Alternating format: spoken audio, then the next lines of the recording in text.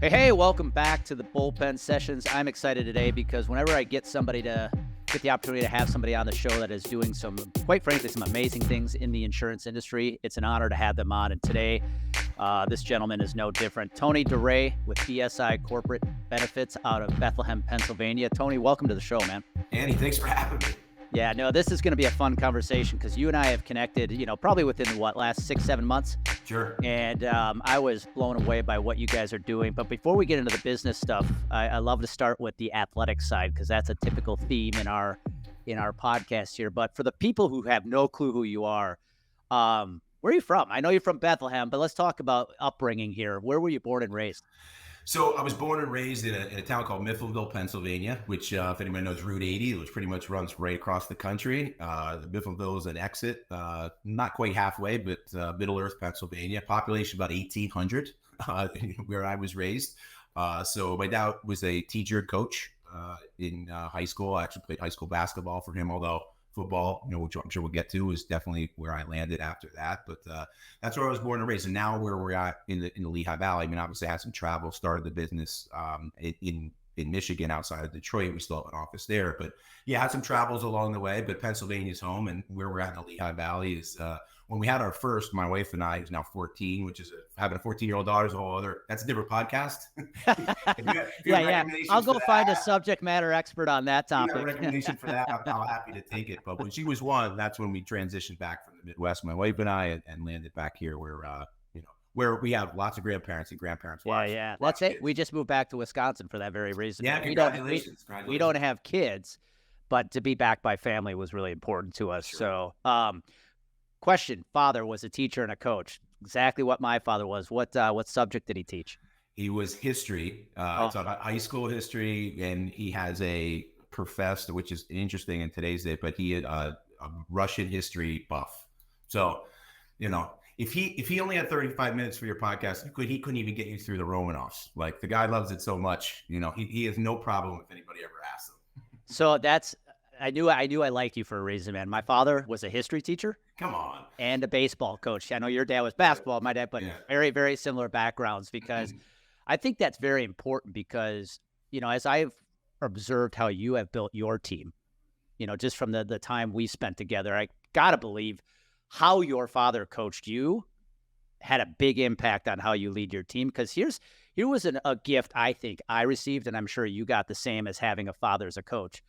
You just didn't get coached by him at basketball practice and in the games. You basically got 24-hour coaching from him.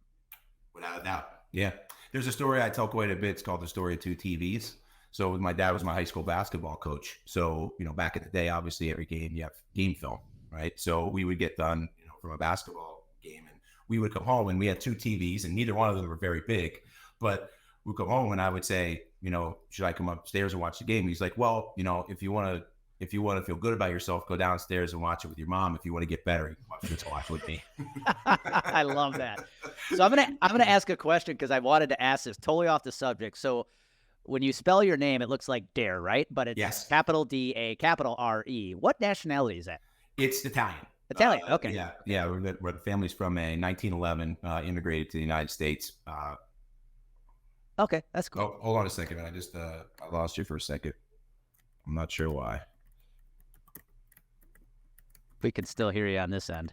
Okay. Yeah, I can't see him, but sorry about that. Yeah, you're good. It's interesting. Stand by for a second. My apologies. We could just cut this out. Yeah. There we go. Yeah, I'm not sure. It acted like it was away from the screen. So. No, you're good. I'll just make a note to cut that out at 4:10. Yeah. So let me go back and I'll ask the question again. Okay. So one thing I wanted to ask you, Tony, since we've met, DaRe looks like DaRe, capital D, capital A, capital D, lowercase a, capital R, lowercase e. What nationality is that? Yeah, it's Italian. Northern Italy is the village that my family's from. 1911. My great grandfather immigrated, and my wife and I've been married for 18 years, and I've made my peace with the name not being pronounced right. And technically, off the boat, it's D, lowercase a, space, capital R, accent aigu, E. But when my grandfather got off the boat, let's just put it all together and jam it together. And in modern times, you know, if you go to get a credit card or something, try to put a space between the letter. You know, I told my wife when we got married and she didn't listen, that our 9th credit card and driver's license, she finally just gave up. And, you know, so we just put them all together. Still capitalize the R. That's awesome. Well, let's go back to your high school career. So you played basketball for your father, but you really excelled on the football field. And when you played high school football, because I'd say outside of Texas, Pennsylvania is kind of a mecca of high school football. Oh, for sure. What was your position? I was a linebacker. Okay. Me and my brother, I have a younger brother, 3 years behind me. But yeah, I mean, we always say that was the greatest gift that our dad, you know, always gave us, is he did take football away from us. You know, so he was a basketball coach, never played football in his life. But you know, we loved playing basketball. We grew up, we were gym rats. We went to camps with him when he ran camps in the summer to make extra money.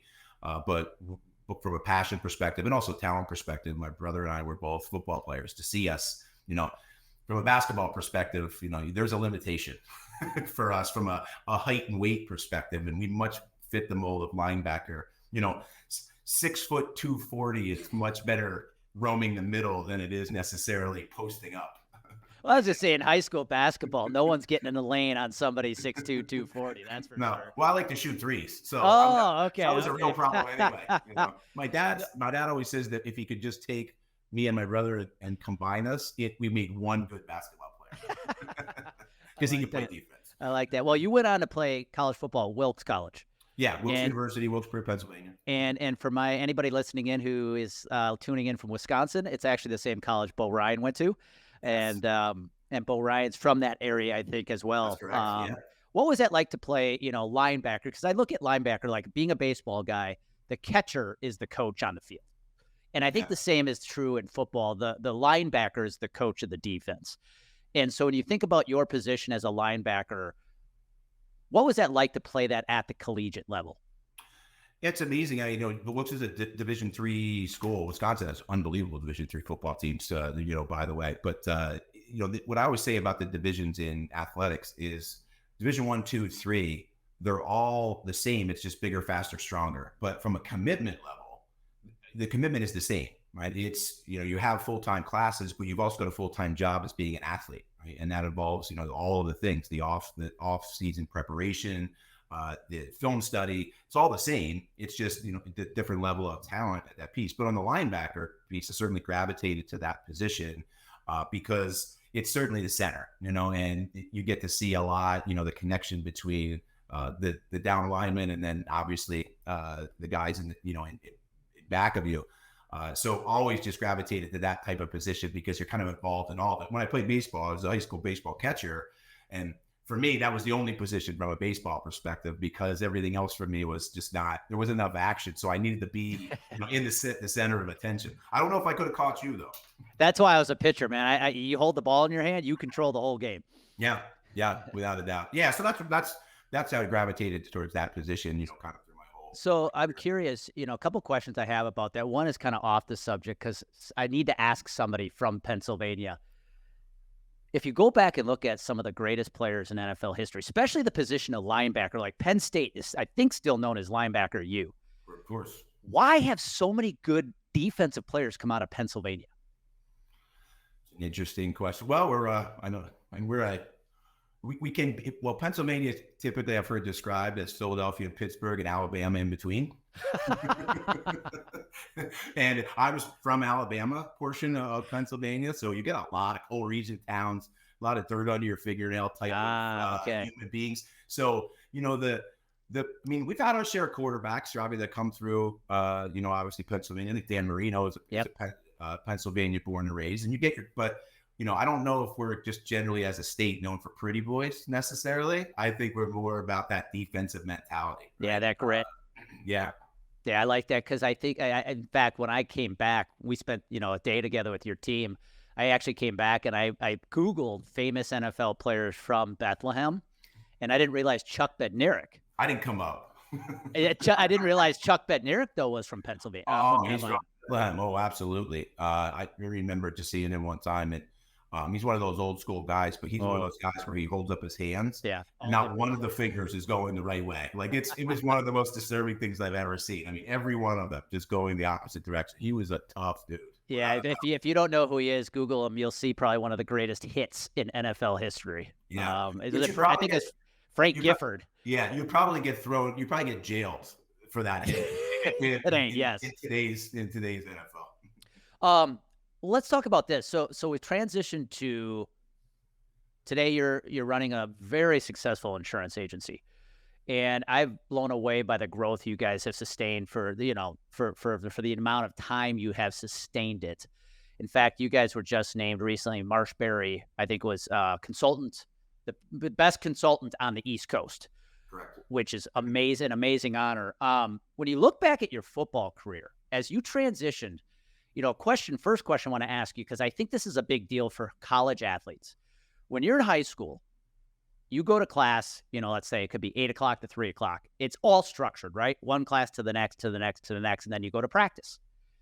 Where college differs a little bit is your schedule isn't class all day and then practice. I remember I had some days, Fridays, I had one class. And I think some guys, some men and women, that's where they go wrong, is when they have a little more freedom, a little less discipline. You see the good ones some of the good athletes start to fizzle. Did you see that in college? Like when you look at your college career, was that discipline always there? Well, let me just explain it to you this way. So I was 8 semesters in and out, 4 years, boom, boom, boom, boom, in and out. I made the dean's list 4 out of 8 times. Take a guess whether those 4 were in season or out of season. Off season, all 4 off seasons. Got it. Enough said. Other way. Oh, really? In season? In season. I made the dean's list makes 4 sense. times Yes. in season. So to your point about, discipline and being dialed in, I love life. I love the world. I love college. Yes. My mom would probably say too much, but that discipline of being in season, even though it's a full-time job and you have less time in theory, being more disciplined and being structured that way, it definitely led, to me. Well said. That's actually, that's for what it's worth. That was my that's very spot on. That actually makes a lot of sense. Looking back now with what you've built today, let's start with your father being a coach. Are there any lessons your father instilled in you as a father coach that you still apply today in your business? Yeah, so that huge inspiration for my life, and mentor for my dad, and there's a couple of sayings that I still have that were big. Some of his big sayings that are still up in my office, and one of them is the will to win means nothing without the will to prepare. Mm-hmm. And my father, and I didn't really discover this until after kind of retired, or at least maybe my mom did. They've been married 52 years, but my dad's incredibly anal, right, and and meticulous. But his preparation, when I would see him from the classroom perspective as a teacher, but really as a coach, when I was in 7th grade, there was a basketball player. His name was Bob Sura, right? And he had a great 12-year NBA career. He played for Florida State, but he was a local kid. He's a Wilkes-Barre GA. Oh, Bobby Sura. Yeah. Bob Sura, right? So my dad had his best team when I was in 7th grade, and he knew that they were going to meet at some point. If they were gonna get to where they needed to go, it went through Bob Sura and his team. I went with my dad and we scouted him 4 times in 1 year. 4 times to watch, to meticulously plan for a game.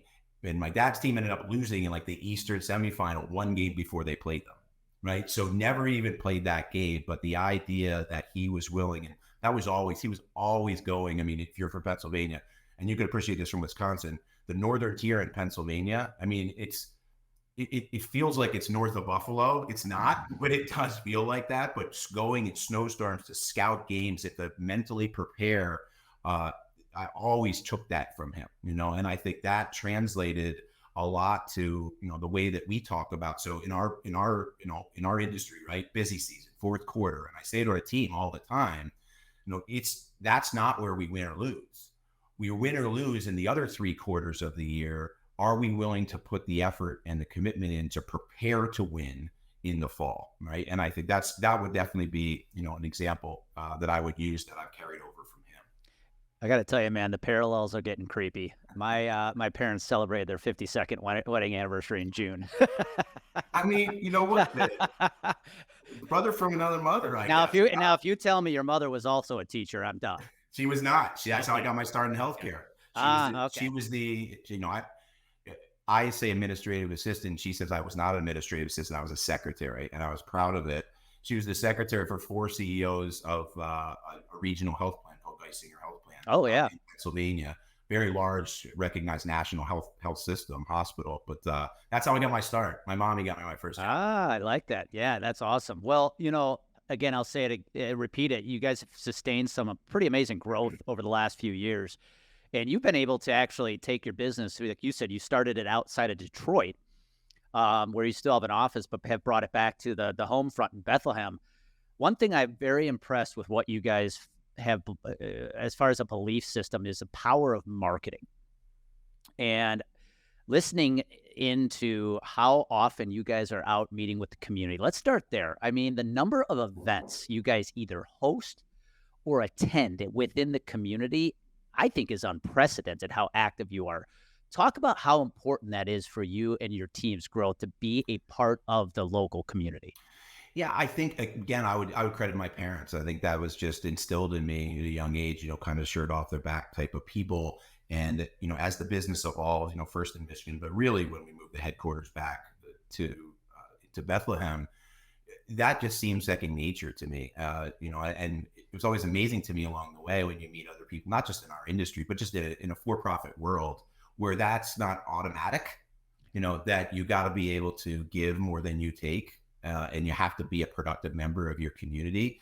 It still shocks me to this day when I run into people that just they have a different DNA that way. And it just they don't have that same set of values when it comes to, you see it all the time in big corporate business where profit is the first thing. That's it. And everything else falls in, below that. And I just wasn't built that way. So I would say that I've been very fortunate because I think it's turned out well for us, but I wouldn't call it strategic. And I think that's why it really works for us, to be honest, because you can't fake that. You can't, everybody, in your world, in an agency, you can't write a check and then just expect business. And then people try to do that all over the place. And it is a recipe for failure. You got to lead with your heart, Well, it's a good segue into the topic of marketing. Did you know the ideas shared on this show are things we actually specialize in helping you implement?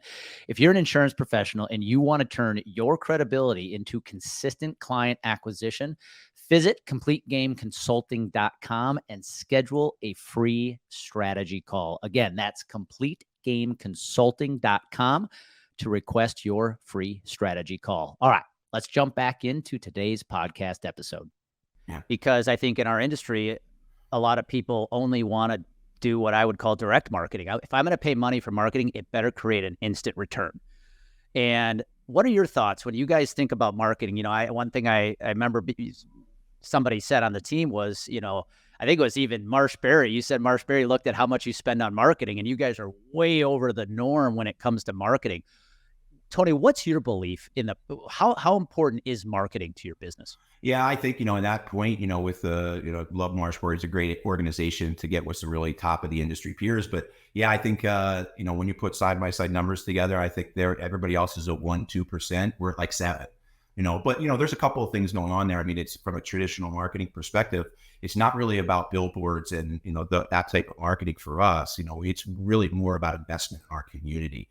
So it's the long game that way, but it's a branding message. So, it's the idea, and, obviously I know that you practice this as well, because it's how you and I met, which is, we've maybe been working together for 6 or 9 months, but I feel like the first time I get on the screen with you, I already know you because I did, because I followed you for a couple of years. And I think that that's really, where that's spent, because this is, and that this is obviously something that as we transition as a firm more into the producer world, we have 0 producers. We grow to 25% for half a decade straight when we don't have any producers, not one. And if you knew their book size, you'd be shocked when you learn they really have never had a producer. Keep going. Yeah. So, and because we crowdsource it, we have these amazing, individuals, but that's really how we've built it, and it's through building the brand of BSI. So to the point where we're at a point, especially regionally, with our brand recognition, because we've been out there for so long, with a commitment to that community. Nothing is really cold.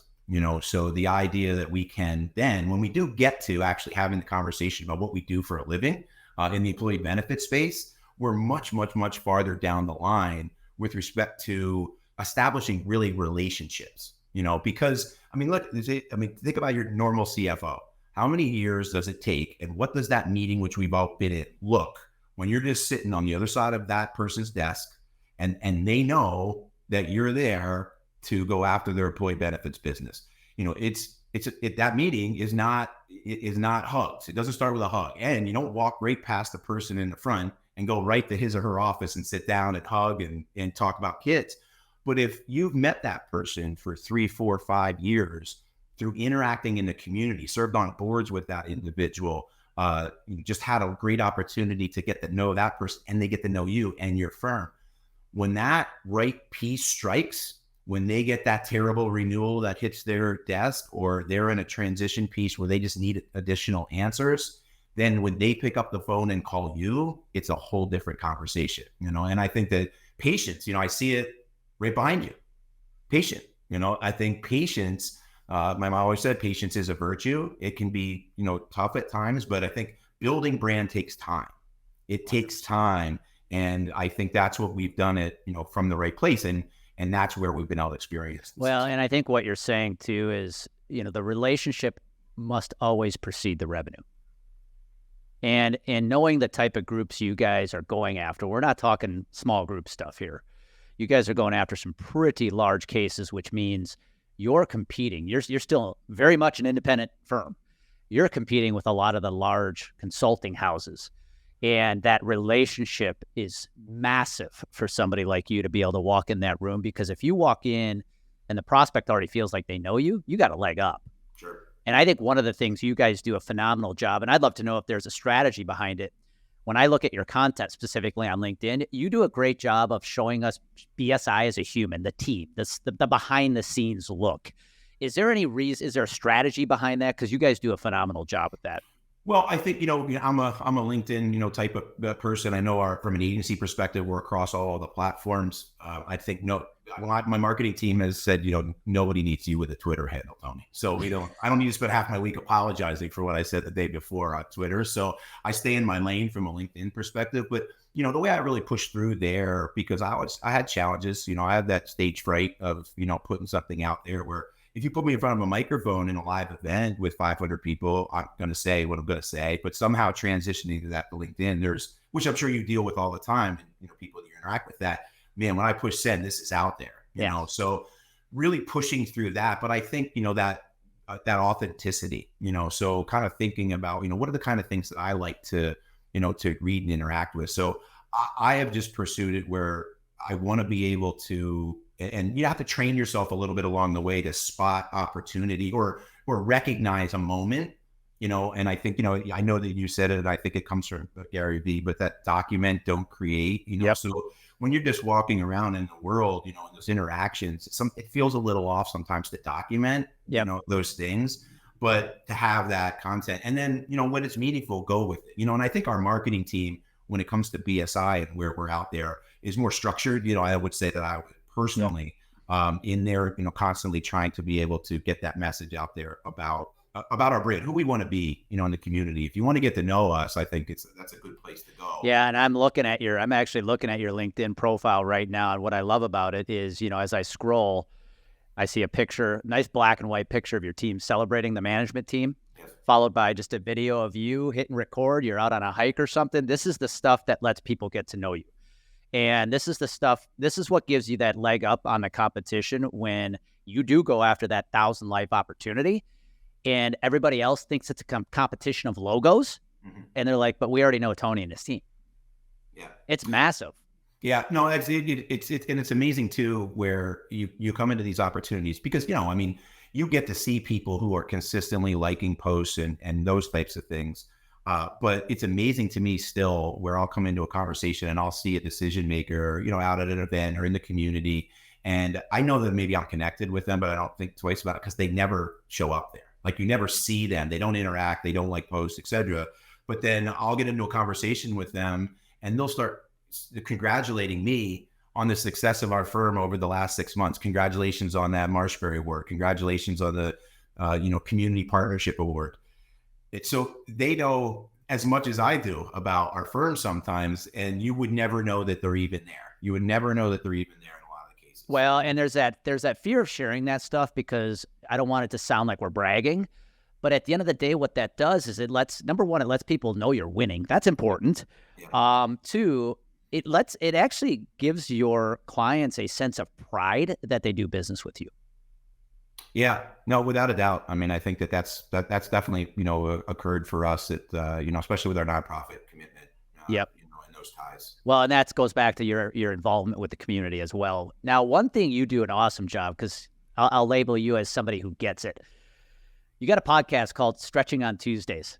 Yes. And talk to us about why. Let's start with, why did you start that? What was the idea behind Stretching on Tuesdays? Well, I guess I could be looked at as a an interesting counterculture type of human. I like to jump out of planes, and I'm an entrepreneur first before I'm a benefits, owner of a benefits company, and my risk tolerance is a little bit different than the rest of the world. So I've been pushed for a couple of years. Hey, you should start a podcast. And I said, well, a couple of things. I don't listen to them regularly, so I don't really know what I don't know.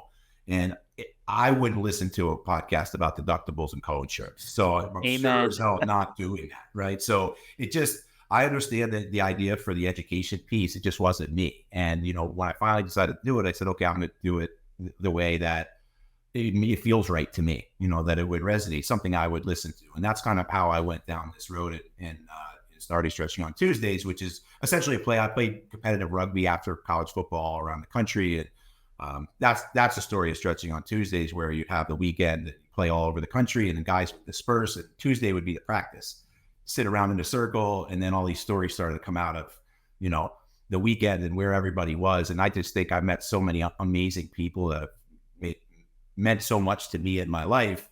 I want to bring them on, and not necessarily what your job is or you're CEO of this company or wherever you achieve, but I want to get the other stories, the behind the scenes stories, those great stories that everybody has. Everybody has those great, those stories when you find out. So I've had a lot of fun with it. It's been very cathartic for me, surprisingly, but it's enjoyable. I've had a lot of fun. Yeah, no, I think but the lesson here is what you understand about the concept of podcasting is, you made a point. The last thing I want to do is a podcast about deductibles. You do a podcast that has nothing to do with health insurance, which is your area of expertise. However, you're bringing people on to tell their stories, and Gary Vee says it, you're hosting the party. And there's a benefit to hosting the party, because you're letting people get to know you. And that's the whole point of having a podcast. And so I do have to ask, because rugby, I don't know if I've ever seen a sport where guys go and beat the living hell out of each other as much as rugby, and then have beers with each other after it's over. Yeah. You talked about being an entrepreneur first, then running a health insurance agency, which includes that ability to take risk. But there's also a huge component. There's a phrase I learned from a coach of mine is, we do hard things. Wake up every day and say it. We do hard things. What's it like to play rugby? Because me looking at it going, you got to have a screw loose in between your ears. But what is you are literally beating the crap out of each other. Yeah, it's an amazing game, and I would say that I love football. I mean, I loved it, and I certainly was done after college. I was done with contact sports. I got shoulders hanging off me, and when I moved to Michigan, Ann Arbor, Michigan is where I moved to work for a health insurance company, and I was bored. I was running, all the time. I lost my college linebacker / beer weight, and it looked great, and I was bored out of my mind. And a buddy of mine said, just find a local rugby team, and you'll immediately have 45 best friends, and I took to the sport. It's a gentleman's game, think about football. There's 22 guys on the field. There's 6 refs. Rugby, there's 15 on 15. That's 30 guys, and there's 1. Whew. So it's a self-policing sport. So if you're going to violate any of the rules of rugby, you do it knowing that you reap what you sow. But I love rugby because of the mixture of human beings, and there is no hierarchy. I played with Secret Service agent for the FBI, played for a construction ditch digger, or with them, right, on the same team, because there's no level. And I love that, a lot of life lessons. I love our firm is made up of 50% of people that never had the insurance industry experience ever, so I love diversity, amongst everything. And rugby was certainly an equalizer there, because when you step onto that pitch from a rugby perspective, ego, the ability to talk, like none of that matters, and I love the parallels from rugby to from running a business, because at the end of the day, all of that stuff goes away. You can talk a good game, but you got to be able to step onto that field and you got to compete. Right? You got to compete, and and I love competition. I think it's like a 4-letter word sometimes out there in the world, and I don't think so. I mean, I love my competitors. So the point about having beers with them after the game in rugby, I had lunch with a competitor earlier this week. We had great lunch and a great conversation about thoughts on the future and things like that. So I've always loved the competitive aspect, where I don't mind getting knocked on my ass every once in a while, right? I mean, I'd like tasting my own blood every once in a while. I mean, I hate to lose, but it's that exciting piece of it. It's that competitive piece, but you can still obviously have a tremendous amount of respect for your competitors, and I always have had that. Yeah, I agree. I think for me, when it hit me running this business, Complete Game Consulting, with the day I realized I could do this, was a day, after it was a day after I just got my ass kicked. Everything went wrong, lost a couple opportunities I thought we'd get. And I woke up the next morning just as excited. I'm like, I can do this. Yeah. Even though yesterday sucked, today's a new day, and it's a day to go out and get after it again. And I'm like, okay, I can do this. If that's how I'm waking up. Yeah. Yeah. It keeps you alive. The idea that, and, because there is no peak, we've had some success as a firm, and I tell my crew all the time, and that goes for culture too. Because we've really put a lot of big emphasis on culture, which I really think has been the primary driver of our success over the last couple of years. Yeah. But man, it's fickle. You don't get to the top of the mountain, plant the culture flag and say, hey, we won, because the competitors are always right there, and you always have to make sure you're paying attention to that stuff, because, you'll get caught. I think you talked about the parallels of rugby to a business. I think it's so true, because you said there's no hierarchy. I mean, you're at the top of BSI, but guess what? There's probably days you still take out the garbage, right? There's no hierarchy. For sure. And two, that whole analogy of you guys beat the crap out of each other and then have a beer after the game. It's kind of the same in business. A good business, there's going to be tense moments, right? There's going to be moments where you're maybe going at it with an employee, but at the end of the day, you go home saying, you know what? I love you. Yeah. No, because you're all into together, I think that's a common bond, and I always found that I went to college, and I had some, with football and basketball in high school, we had some rival, schools, just like I'm sure everybody else did. But I ended up going to the same college and playing on the same team with guys that I absolutely despised when I was in high school as competitors. They're some of my closest friends in the world for life, because we shared that bond, right? Because they hated me as much as I hated them. And then when we got together, and, we played on the same team, and, those are just some great, lasting. You know what, Tony, though? I think that might be maybe the most important lesson of this entire episode, because my goal was to talk to you about marketing and what you guys have done. But what you just said, as far as it pertains to the insurance industry, is massive.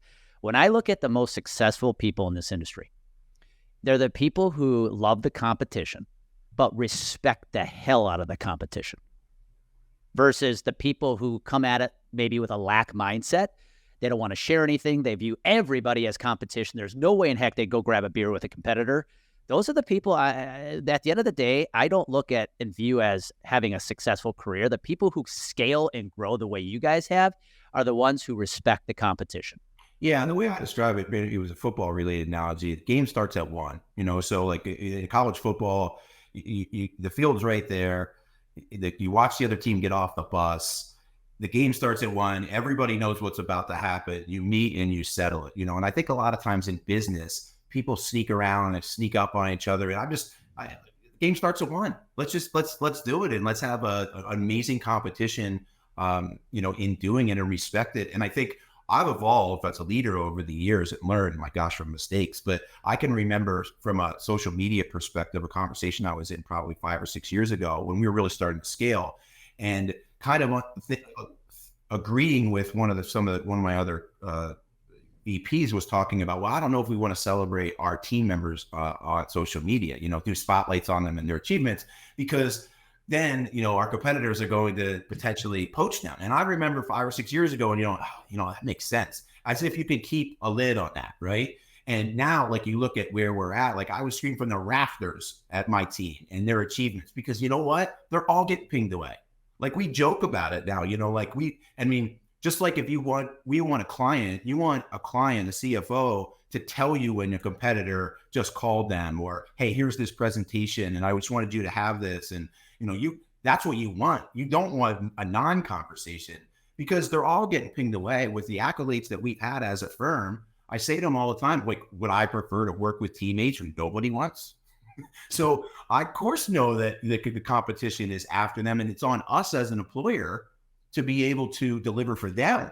It's a two-way street, and that's changed quite a bit for us. Well, it's funny you say that, because we have clients who don't want to put out like client testimonials on the internet because other brokers will hunt them down. And I'm like, are you kidding me? Yeah. If another broker tried to call one of your clients because you put their testimonial out, I would tell that broker, you're an idiot. You're wasting your time, because they love their advisor. It's the same thing with your employees, right? It's if you're highlighting them, they obviously love what they're doing. And so great point. And another example I give you, with the idea that we know, we have certain competitors when we, our next peaks, we're preparing for, obviously, busy season.